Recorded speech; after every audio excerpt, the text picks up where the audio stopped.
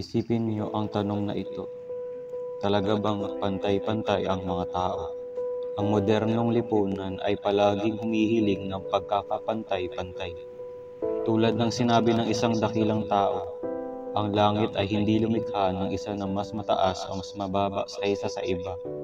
Gayunpaman, hindi ito nagtatapos doon.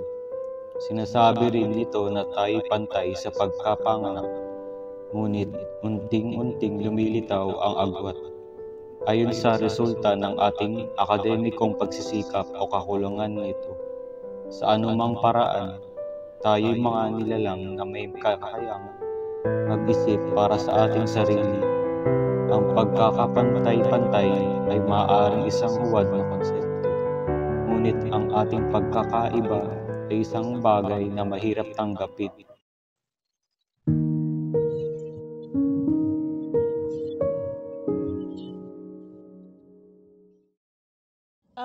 Excuse me, pwede bang paupuin mo si ate kasi madami siyang bitbit? Bakit? Ano ba yun? Hindi porket madami siyang dala, papaupuin ko na siya. May mapapala ba ako pag pinaupo ko siya? Saka sa tingin ko, pag ginawa mo yun, magkakaroon ka na ang bag sa lipunan. Tsaka tignan mo, nahirapan na siya tumayo. Wala akong balak kumambag sa lipunan. Tsaka tignan mo, dami nakaupo, ba't di sila paalisin nyo? Okay lang ako, huwag mong pag-alala. Sino bang willing sa inyo magpaupo kay ate? Ate, dito ka na lang, oh.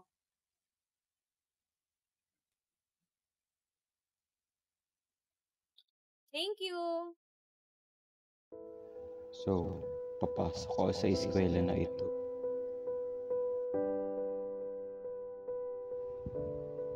Mayamot National High School, isang paaralan na itinayo ng pamahalaan ng Rizal upang alagaan ang mga kabataang magbibigay suporta sa bansa sa hinaharap. Ipinagmamalaki nito ang 100% employment at college entry rate at sa pamamagitan ng pamamaraan ng pagtuturo ng Estado. Ito ay nagbibigay ng lahat ng makakaya para sa inaasam na kinabukasan ng bayan.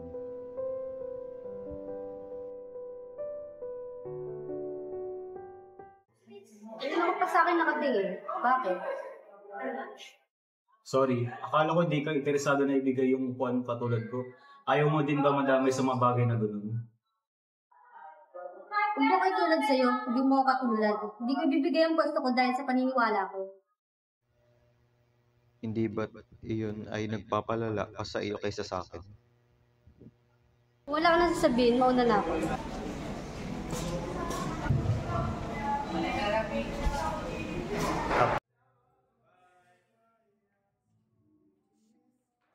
Next, we have a few words from the high scorer of your grade level.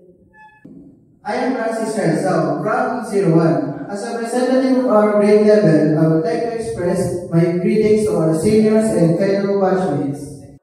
As you might know, our school is highly accomplished in all aspects. It boasts a high employment and college entry rate. This is the pride of our school, which is achieved through the hard work of both our graduating students and those still attending. This is expected to us, new students. Magkaklase kami.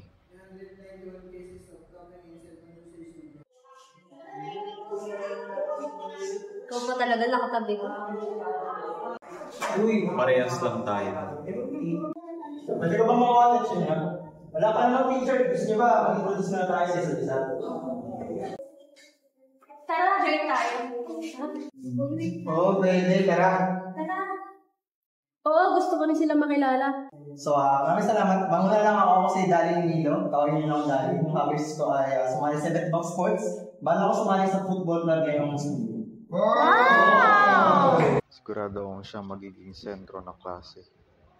Okay, ako naman next. Ako nga pala si Jeline Dacpano. Ang goal ko ay maging close kayong lahat at sana mas pagkaroon pa tayo ng masalaming pati together. Huwag kayong mahiya makipagkaibigan sa akin. Sige!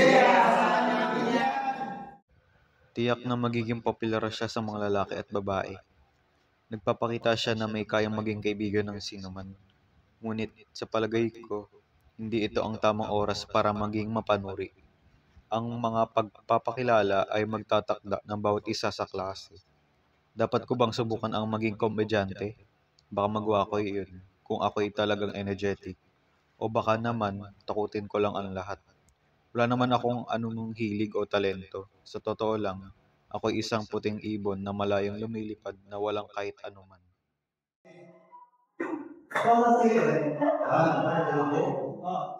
Para sa kapakanan ng aking buhay eskwela. Ako si Isaac Manlolo. Nagagalak akong makilala kayo lahat. Hindi ako magaling sa kung ano man, pero gagawin ko ang lahat para makilala kayo. Nice to meet you, Manlolo. Sana ma-enjoy mo yung school year. Nagulo ako. Tinawanan niya ako. Ano ba yung introduce na yan? Ano kayo, si bata? Ha? Sarili ninyo na yung introduce nyo.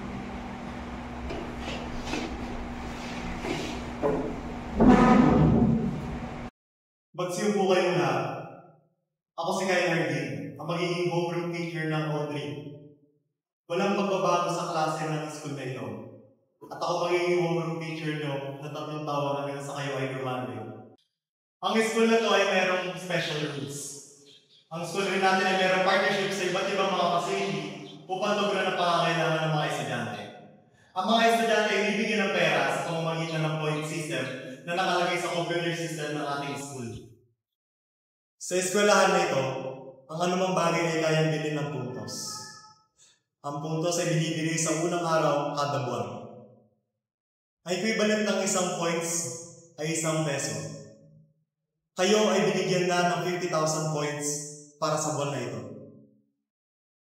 50,000? Wait, legit ba? Nabigla ba kayo sa laki ng puntos na binigay sa inyo?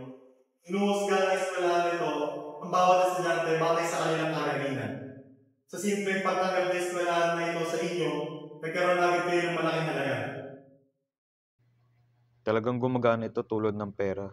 20 mag-aaral bawat klase at 3 klase bawat grado. Mayroong 180 mag-aaral sa kabuuan. Kung bawat mag-aaral ay makakakuha ng 50,000 pesos kada buwan, iyon ay 108 million kada taon. Medyo kaduda-duda, kahit nang pinunduhan ito ng gobyerno.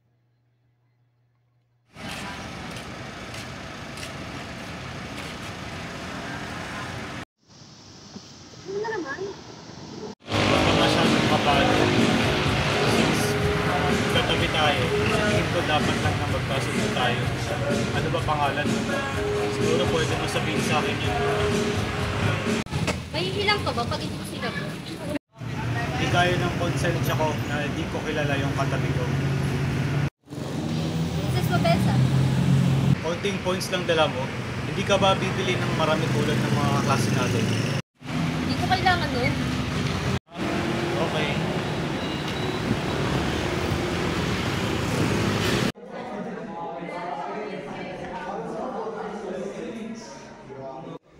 Di nagtagal, nagsimulang magbuo ng grupo sa loob ng klase. Napakaluwang naman ang school na to. Natutulog at naglalaro lang ang mga estudyante, hindi mo na napapansin ng guro. Totoo ba na gobyerno nagpapatakbo ng school na to? Baka gusto lang ng paaralan na sanay ang pagiging independent ng mga estudyante. Karamihan sa mga mag-aaral ay nagpasyang maging masaya sa kanilang buhay eskwela na hindi gaanong iniisip ang anumang malalim. Araw-araw, binubura nila ang kanilang buwan ng allowance na 50,000 na parang wala lang. Ang guro ay napakaluwag, kaya naging pang-araw-araw na pangyayari ang mga usapan sa klase, ang pagkaantok, ang pagkalit at ang mga pagliban. Ang labis na karangyaan, kasakiman at katamaran ay naghari. At dumating ang ika-1 ng Mayo. Wala na nangyari. Ikaw din? Mag-serve muna kayo. Magsisimula na ang homeroom ngayong umaga. Sir, bakit wala kami nakuha ng points ngayong buwan? Kala ko ba kada buwan yun? Oo, ang puntos para sa buwan na ito ay nabigay na sa bawat na. Kaso wala kami natanggap. Nabigay na ang puntos para sa buwan na ito. Nakasisiguro ko dito. Wala rin pagkakataon na hindi nabigay ang puntos sa klase nito. Pero wala talaga kami natanggap ngayong buwan, sir. Ginagamit ko ba mga kapote nyo? 79 cases ng tardinate at absenteeism. 391 cases ng paggamit ng cellphone at pagtatalita sa loob ng klase. Hindi ba napakaraming violation nito para sa isang buwan? Sa eskwelahan na ito, ang inyong graduate performance ay katumbas ng puntos na ibibigay sa inyo sa bawat buwan. Ngayon, ang aking observation para sa inyo ay nag-resultat sa kawalan ng 50,000 points na dapat na makuha niyo sa buwan na ito. Kaya ang puntos na makukuha niyo sa buwan na ito ay 0. Hindi wala akong panggastos ngayong buwan. Anak ng putya na yan. Wala nagsabi sa akin nun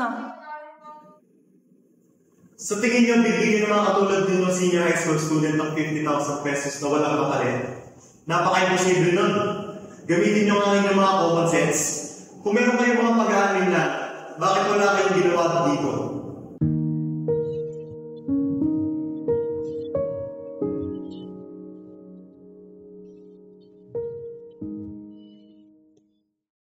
Ang school ay naghanda ng isang special exam.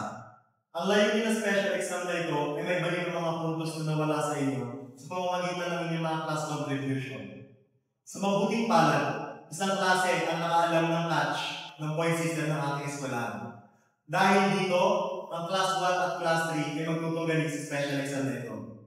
Ang special exam na ito ay tinatawag na event selection exam. Una, ang bawat section ay pipili ng 6 na events at magtutunggali ang 2 section na ito. Baka mag-ayit ka, sir, kung nagsasalita ako habang nagpapaliwanag ka. Maaari kang magtanong. Hindi ako makakarelax ng pagpapaliwanag ng event selection exam hanggang hindi ka sumasabat. Hindi pwede piliin yung code.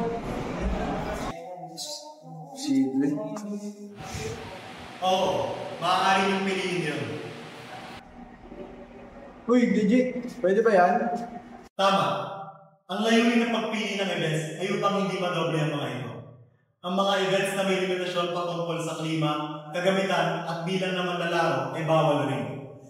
Batay naman sa mga events na may exams, ang eskwelahan ang pipili at maghahanda ng mga tanong dito. Ang rules ay pwedeng baguhin basta hindi ito magre-resulta sa draw. Ang class ay pipili rin ng 6 na events na may kabuuan na 12 events. Gagawin namin lahat yun? Madami naman yun. Hindi. Sa 12 events na pinasa ng 2 klase, ang bawat klase ay pipili lamang ng 3 sa kanilang mga pinasa events at yun ang magiging events na pipiliin sa event selection exams. Sa loob ng 6 na events na yun, ang eskwela nang pipili ng 3 events. 50,000 points yung mababawas, hindi pa isang buwan na allowance mawawala sa leader.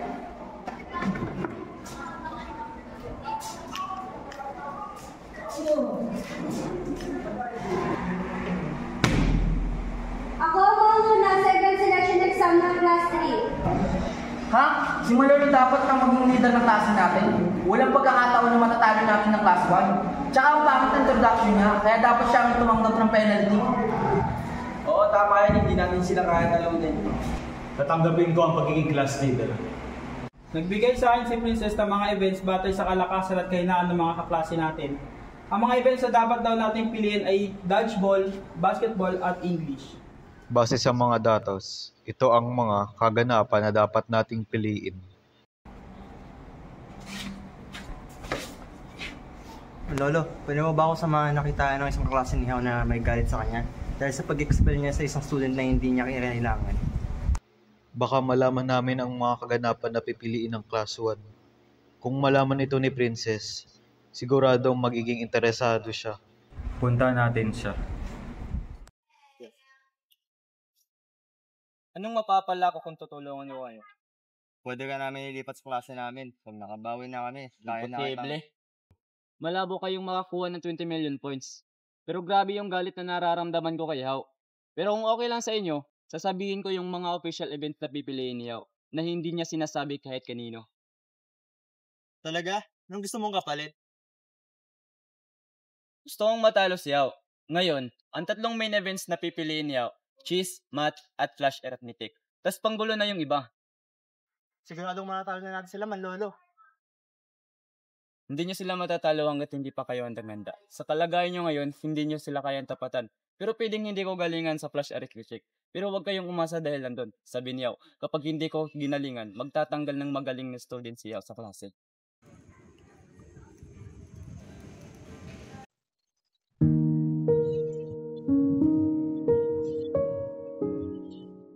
I saw your entrance scores to our school, and for all subjects, you got exactly 50 out of 100 on each subject. This could hardly be a coincidence, right? Superior product of the facility. It isn't a coincidence. Sometimes outrageous things happens like that.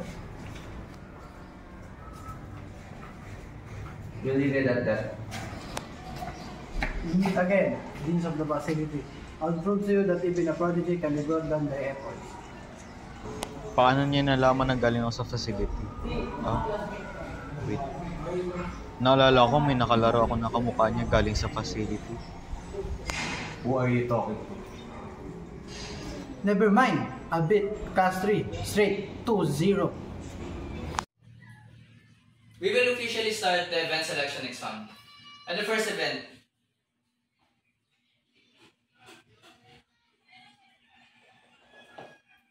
basketball. Here are the rules for basketball. Class 3 participants are De Los Reyes, Celeste, and Camacho.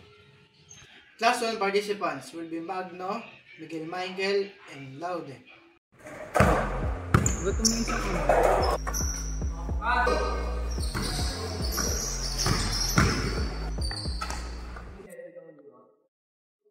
Kamba?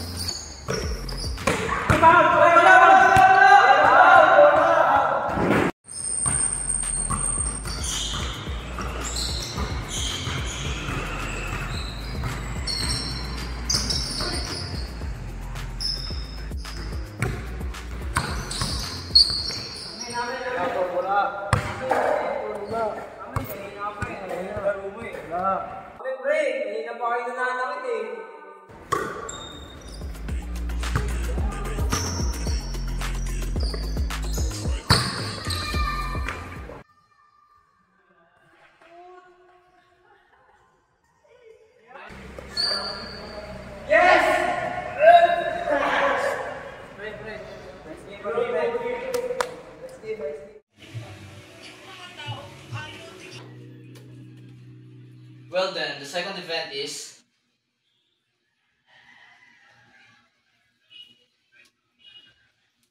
flash arithmetic.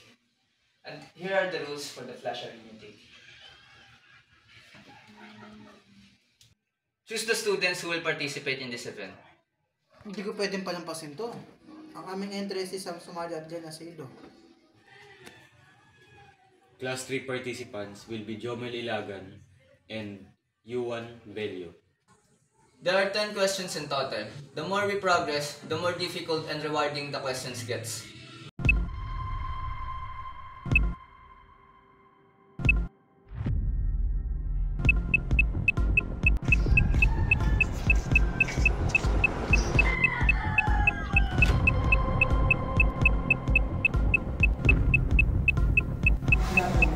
Ano ba yan si Yuan?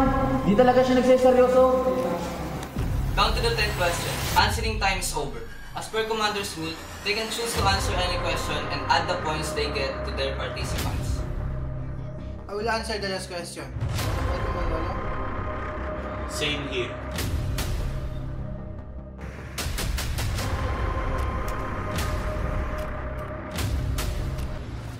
First time ko lang gagawin itong larong to. Hindi ko inaakala na nakaka-entertain pala ito. Ang sagot sa huling tanong ay 11,800 points. Tama ba? No! It's unexpected.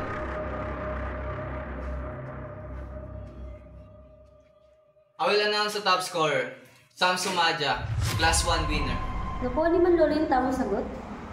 Sabi ni Sumadja ng totoo, na kapag di niya ginalingan, mag-i-expel siya ako ng magaling na student sa klase nila.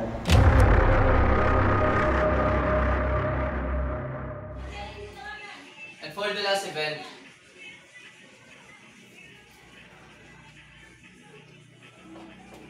chess. Here are the rules for the chess. Now, good thing Bailey was not serious.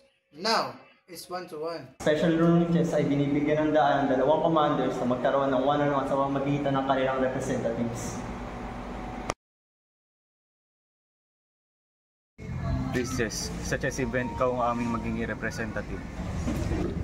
Hindi ko alam paano maglaro ng chess. Kahit yung galaw at rules ay hindi ko alam. Huwag ka mag-alala. Pagdating sa chess, walang makakatalo sa akin. Tuturuan kita.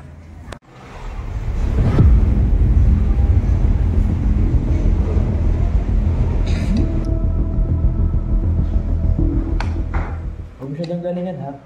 Kakampisa ko lang mag-chess eh. Parehas lang tayo.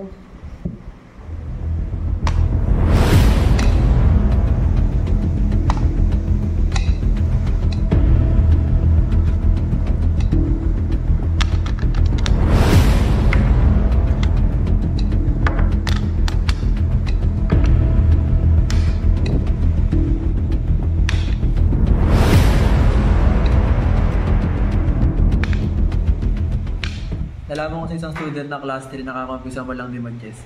Sino yung nagturo sa'yo?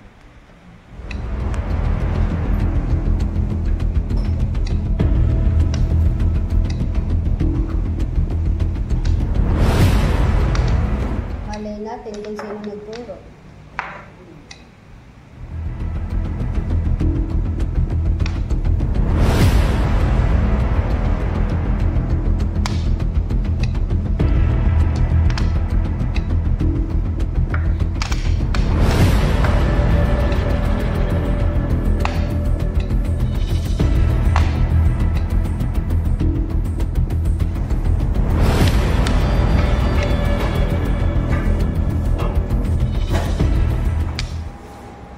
Mukhang matalo pa ako ah. About time. I should intervene.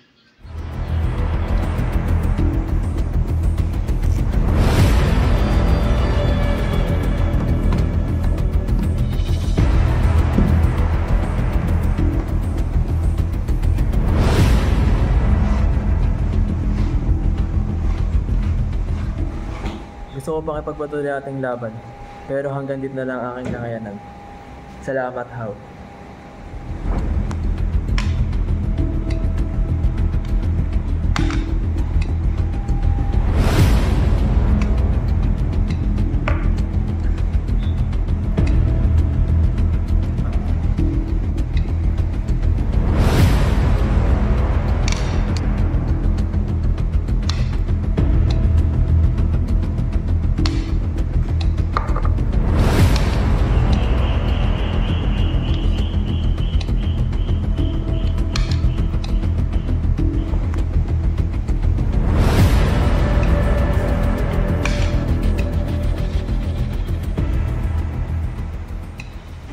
Sarili kong kakayahan.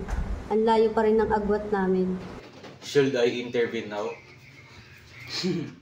Dream come true. This is finally our match.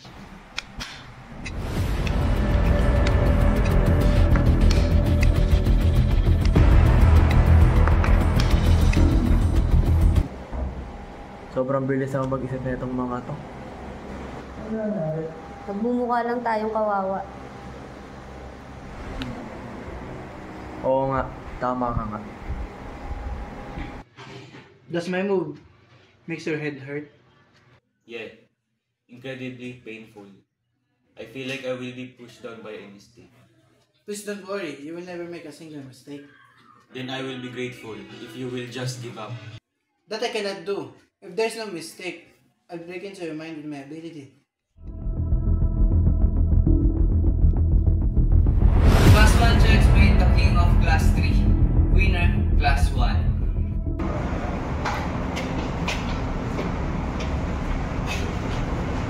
What? What a wicked man you are, Isaac Lolo. It would be nice if you could tell him honestly. What's this about? That match, the one who should have won is you, Isaac Lolo. At that time, he almost instructed a move, which is better than the one he instructed to Princess as the best move. Don't tell me. Did you go use our match?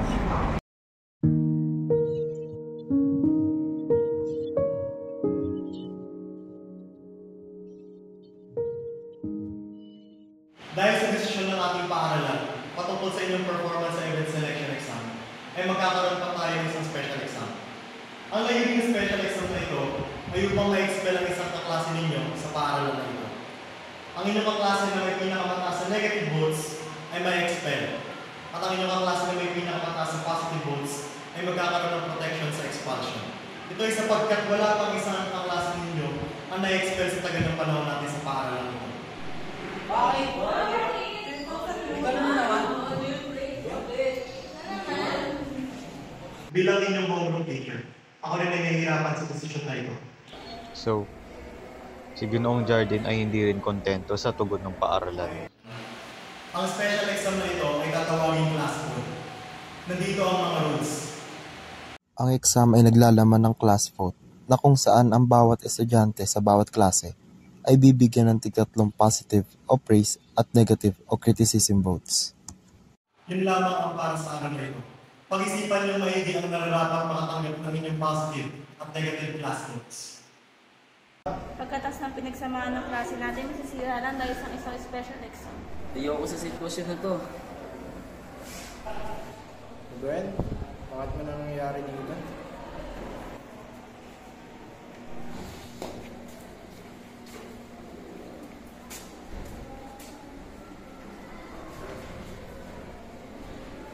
Makinig kayo lahat. Ibibigay ko ang aking tunay na opinion kung sino ang dapat na maalis sa ating klase. Meron tayong mga gawa para walang may maalis sa klase natin. Huwag ka feeling concerned. Alam naman natin na hindi ka maaalis. Masyado kang naihibang dali. Kailangan natin pumili o hindi matatapos to. Pero di mo pwede gawin yun. Magsisimula na ako. Francis Miguel, ikaw ang dapat maalis. Bakit? Wala naman akong ginagawa. Biktima lang ako dito. Gumawa ka ng grupo para isentro ang boto sa isang tao. Kaysa ako man lolo. Pasikreto mong sinabi ang pipiliin nating events kay Francis Howe sa ating event selection exam. Ha? Ano yung pinagsasasabi mo? Sinubukan alisin ni Francis Miguel si Manlolo? Ganun ba? Ipakita mo nga call history mo? Walang pagkakataon na kakausapin ka ni Howe bukod sa impormasyon. May kinabang ka rin sa usapang iyon. Tulad ng bibigyan ka ni Howe ng putos para sa pagtulong mo. Tigilan mo to, Princess. Anong karapatan mo para pigilan ako? Ako, pag-uus mo to ay mali. Manahimik ka nga muna, Princess. Lahat kayo. Wala akong pakit kung kasama ko kayo, hindi. O mas pagtulong kay Howe. Pero sigurado ako kasama si Francis Miguel. Okay, ang ingay mo. May mukha mo lang mayabang? Sino? Ha? Siguro pwede ko na sabihin, no? Pinako sa akin na yung mga positive votes ng class 1. Ilan sa inyo ang naglagay ng negative votes sa akin? Kakaiba ka dahil sa klaseng to, no? Francis Miguel, umupo ka na. Okay po. Ngayon, i-announce ko ang top 3 positive scorer ng ating klase. Number 3, Princess Mabesa. Number 2, Dalit Enino. At number 1, Isaac Manlolo.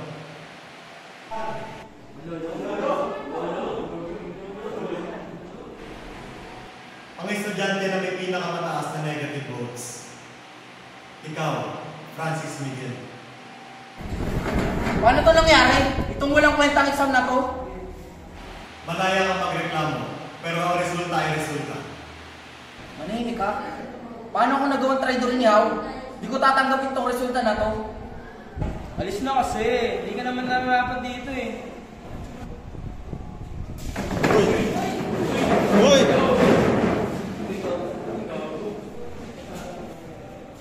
Kung natamaan ka, hindi ko nakasalanan yun. Bakit? Apektado ka ba? Kilalanin mo na yung binabangga mo. Hihintuin na yan. Francis Miguel, lumabas ka na.